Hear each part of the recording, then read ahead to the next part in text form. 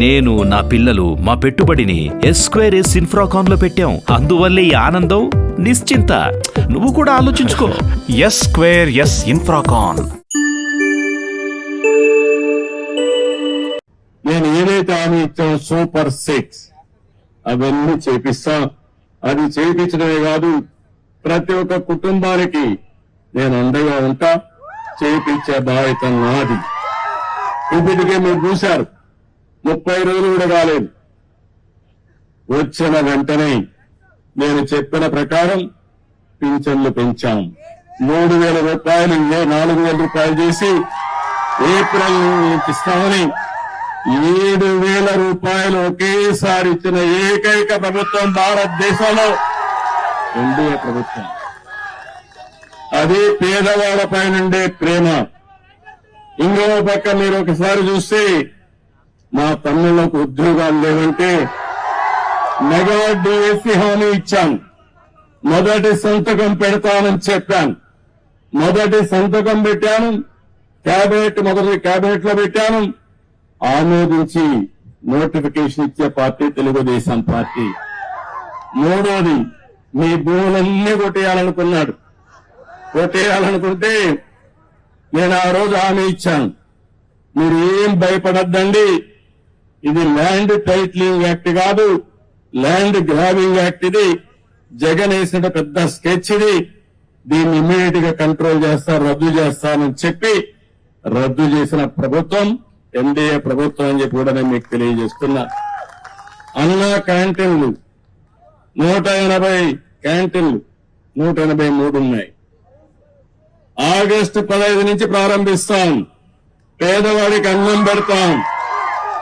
పేదవాడికి అన్నం పెడితే సహించలేని మనస్తత్వం ఆయన పేరు కూడా నేను చెప్పకూడదు, ఇప్పుడు చెబితే చాలా చిన్నగా ఉంటుంది. అలాంటి వ్యక్తి వీళ్ళంతా సైకో. మా తమ్ముళ్ళు ఇంకా మర్చిపోలేదు. మర్చిపోతే భయంకరం. నేను మొన్న కూడా చెప్పా, నేను అందరితో మాట్లాడుతున్న ప్రపంచం అంతా, అందరూ మీరంటే మాకు అభిమానం ఉంది, మీ మీద నమ్మకం ఉంది, మేము వస్తా ఉంటున్నారు. కానీ మీ రాష్ట్రంలో ఒక భూతం ఉంది, మళ్ళీ అది లేస్తే ఏమవుతుంది కాబట్టి అది కూడా ఆలోచించమని చెప్పాను. ఆ భూతానికి భూత వైద్యులు చూసుకుంటున్నారు. శాశ్వతంగా ఆ భూతాన్ని వదిలించే బాధ్యత మా ప్రజానీకానికి అప్పచెప్పానని చాలా స్పష్టంగా చెప్పాను. ఆ భూతాన్ని పూర్తిగా కంట్రోల్ చేసేది భూత వైద్యులు మీరే, అది గుర్తుపెట్టుకోవాలి. అది కంట్రోల్ చేసి ముందుకు పోదాం. అదే సమయంలో మా తమ్ముళ్ళందరికీ, ప్రజలందరికీ మీ ఆదాయం పెంచే మార్గం, అదే నైపుణ్య అభివృద్ధి కోసం సెన్సస్ తయారు చేస్తున్నాం. అందులో ఏ విధంగా మీ ఆదాయం పెరుగుతుంది, యువతకు ఉద్యోగాలు ఏ విధంగా వస్తాయి, ప్రపంచం మొత్తం రాణించాలంటే ఎలాంటి నైపుణ్యం మీకు కావాలో అది ఇప్పించే బాధ్యత మాది. దానికి కూడా శ్రీకారం చుట్టామని చెప్పి కూడా నేను మీకు తెలియజేస్తున్నా. అన్నింటికంటే ముఖ్యంగా ఇసుక, ఉచిత ఇసుక ఫ్రీ.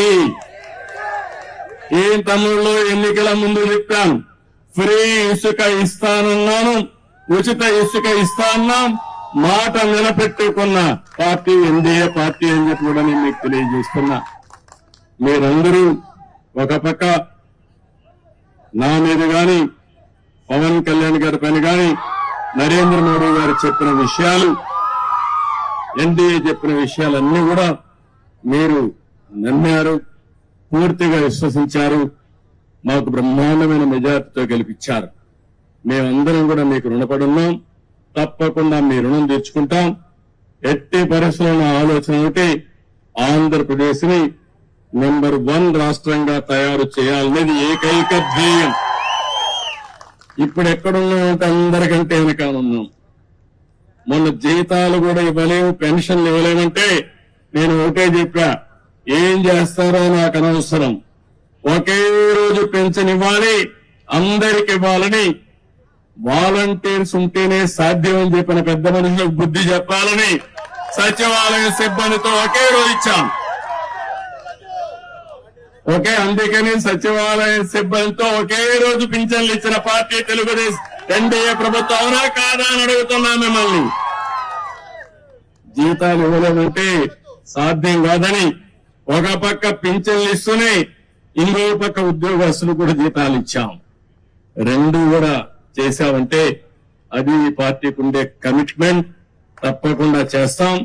మీరు కూడా ఒకటే చెప్తున్నా, ఈ రోజు మీ ఉత్సాహం చూశాను. ఊర్లు కదిలొచ్చారు. మనస్సు నిండా అభిమానమే. ఎంత అభిమానం ఉందంటే ఆ అభిమానాన్ని పూల వర్షం కురిపించి బ్రహ్మాండంగా మాకు స్వాగతం పలికారు. నేను మిమ్మల్ని కోరేది ఒకటే, మేము పనులు చేస్తాం. మీరు ఆలోచించి అవన్నీ ఏ విధంగా అమలు చేస్తున్నాం చూసుకోండి. నేను చెప్పేది, మా నాయకులు చెప్పే మాటలు కూడా మీరు వినండి. ఇన్ని మీరు సహకరించండి. మీ యొక్క శ్రేయస్సే మా అభిమతం. దానికోసం పనిచేస్తాం. ఏ పని చేసినా ఈ రోడ్లన్నీ చూస్తున్నా, ఏం చేయాలో నాకే అర్థం కావడంలా. ఆ గొయ్యల్లో ఎవరిని పూడ్చాలి? తమ్ముళ్ళు ఎవరిని పూడ్చాలి? ఆ గొయ్యల్లో ఆ గొయ్యలు పెట్టిన వాళ్ళు పూడ్చాలి. ఇప్పుడు మనం ఆ పరిస్థితిలో ఉన్నాయి.